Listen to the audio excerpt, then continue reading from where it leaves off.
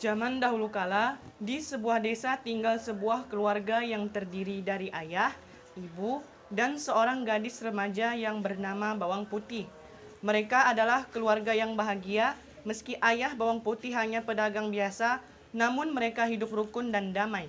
Namun suatu hari, ibu Bawang Putih sakit keras dan akhirnya meninggal dunia. Bawang Putih sangat berduka, demikian pula ayahnya.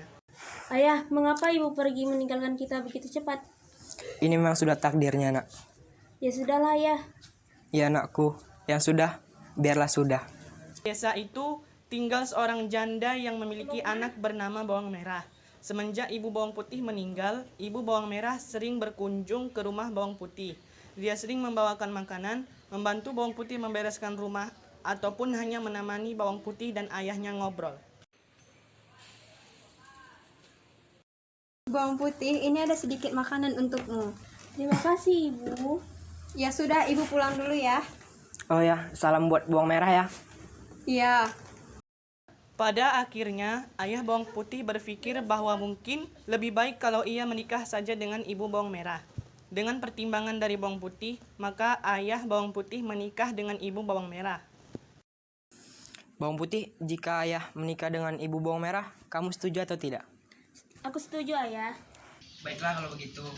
Bagaimana denganmu bawang merah? Aku setuju ya kan, Bu? Iya. Awalnya ibu Bawang Merah dan Bawang Merah sangat baik kepada Bawang Putih. Namun lama-kelamaan sifat asli mereka mulai kelihatan. Mereka kerap memarahi Bawang Putih dan kerap memberinya pekerjaan yang berat jika ayah Bawang Putih sedang berdagang. Tentu saja ayah Bawang Putih tidak tahu karena Bawang Putih tidak menceritakannya. Putih, kamu harus mengepel, mencuci, dan semua pekerjaan rumah harus kamu selesaikan. Baiklah, Bu. Dan kamu Putih harus membersihkan kamarku yang kotor.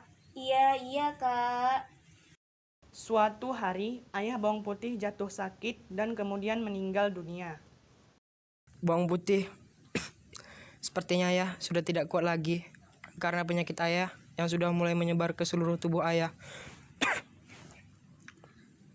Ayah, Putih mohon jangan tinggalkan Putih, ayah. Jikalau ayah pergi, kamu baik-baik ya. Ya, ya. Bu, ayah titip Putih ya.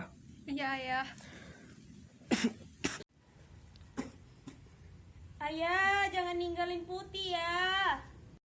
Sejak saat itu, Bawang Merah dan ibunya semakin berkuasa dan semena-mena terhadap Bawang Putih hampir tidak pernah beristirahat. Putih, kamu harus bangun sebelum subuh untuk mempersiapkan air mandi dan sarapan untuk saya dan bawang merah. Kemudian, kamu harus memberi makan ternak, menyirami kebun, dan mencuci baju ke sungai. Lalu kamu harus menyetrika dan membereskan rumah. Mengerti? Mengerti, Ibu. Namun Bawang Putih selalu melakukan pekerjaannya dengan gembira karena ia berharap suatu saat ibu tirinya akan mencintainya seperti anak kandungnya sendiri.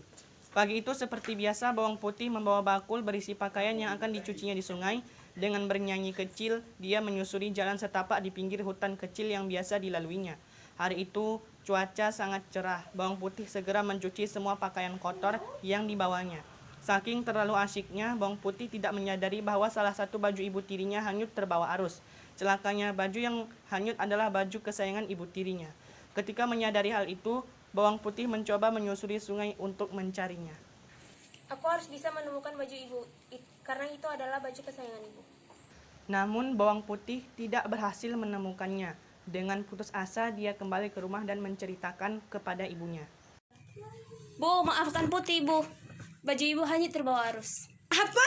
Dasar ceroboh. Aku tidak mau tahu. Kamu harus menemukannya. Dan jangan berani pulang sebelum kamu menemukannya. Bawang Putih terpaksa menuruti keinginan ibu tirinya. Dia segera menyusuri sungai tempatnya mencuci tadi. Matahari mulai meninggi, namun Bawang Putih belum juga menemukan baju ibunya. Dia memasang matanya dengan teliti, diperiksanya setiap juluran akar yang menjorok ke sungai, siapa tahu baju ibunya tersangkut di sana. Setelah matahari sudah condong ke barat, Bawang Putih melihat seorang ibu yang hendak pergi ke pasar. Bibi. Iya, nak. Ada apa, nak? Bibi, apakah Bibi melihat baju merah yang hanyut lewat sini? Karena saya harus membawanya pulang. Ya, tadi saya melihatnya. Kalau kamu segera mengejarnya, kemungkinan kamu akan menemukannya. Baiklah, Bibi. Terima kasih. Ya, sama-sama, nak. Hari sudah mulai gelap. bawang putih mulai putus asa. Sebentar lagi malam akan tiba. Dari kejauhan tampak cahaya lampu yang berasal dari sebuah gubuk di tepi sungai. Bawang putih segera menghampiri rumah itu dan mengetuknya. Permisi. Siapa kamu, Nak? Saya bawang putih, Nek. Tadi saya sedang mencari baju ibu saya yang hanyut dan sekarang kemalaman. Bolehkah saya tinggal di sini malam ini? Ya, tadi baju itu tersangkut di depan rumahku. Sayang, padahal aku menyukai baju itu. Baiklah, aku akan mengembalikannya padamu, tapi kau harus menemaniku di sini bersama cucuku selama seminggu. Sudah lama kami tidak mengobrol dengan siapapun. Bagaimana? Baiklah, Nek. Saya akan menemani nenek dan cucu nenek selama seminggu. Asalkan nenek tidak bosan denganku. Lalu bawang putih dibawa ke rumah nenek itu untuk tinggal bersama cucunya selama seminggu. Hai, aku Rina. Aku bawang putih. Rina, dia akan tinggal bersama kita selama seminggu. Wah, aku senang sekali. Sudah lama kami tidak bertemu dengan orang lain di hutan ini. Akhirnya aku punya teman. Aku juga senang bertemu denganmu. Selama seminggu, bawang putih tinggal bersama dengan nenek dan cucunya itu. Setiap hari bawang putih membantu Rina mengerjakan pekerjaan di rumah nenek. Tentu saja nenek dan Rina merasa senang. Hingga akhirnya genap sudah seminggu nenek pun memanggil bawang putih. Nak, sudah seminggu kau tinggal di sini bersamaku. Aku senang karena kau anak yang rajin dan berbakti. Untuk itu, sesuai janjiku, kau boleh membawa bajumu pulang. Dan pilihlah salah satu dari labu ini sebagai hadiahku. Tidak usah, Nek. Ambil saja labunya, ini sebagai tanda terima kasihku karena kau sudah mau membantu dan menemaniku. Ayo pilih saja. Ayolah bawang putih. Ya, sudah putih memilih yang kecil ya, Nek.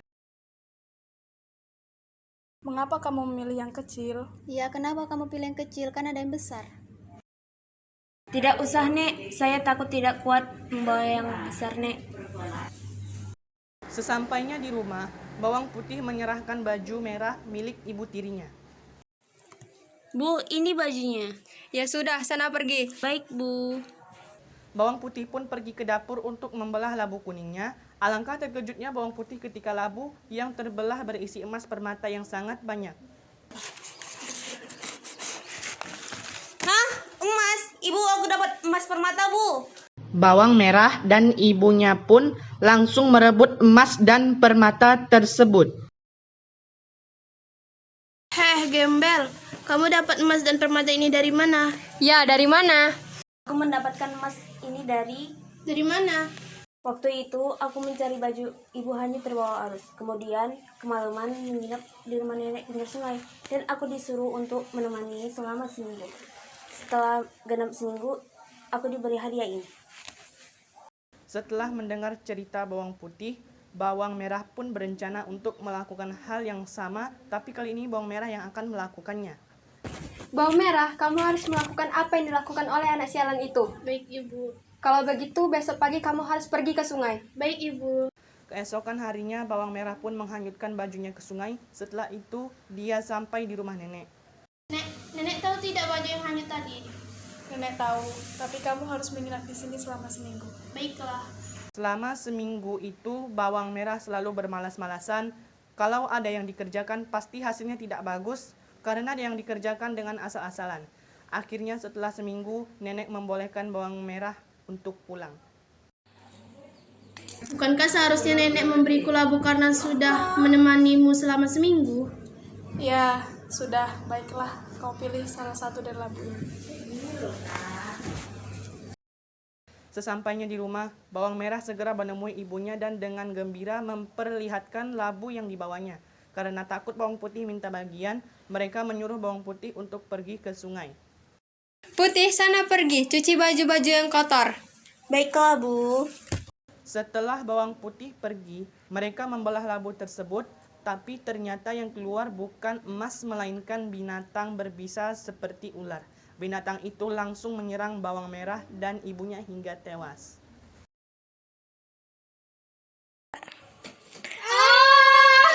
Itulah balasan bagi orang yang serakah. Pesan dari kisah ini ialah yang pertama, perlakukanlah semua orang dengan baik karena semua orang berhak mendapat perlakuan yang baik. Yang kedua, jangan serakah terhadap apapun karena sifat serakah itu tidak baik dan akan merugikan diri sendiri. Sekian dari kami. Assalamualaikum warahmatullahi wabarakatuh.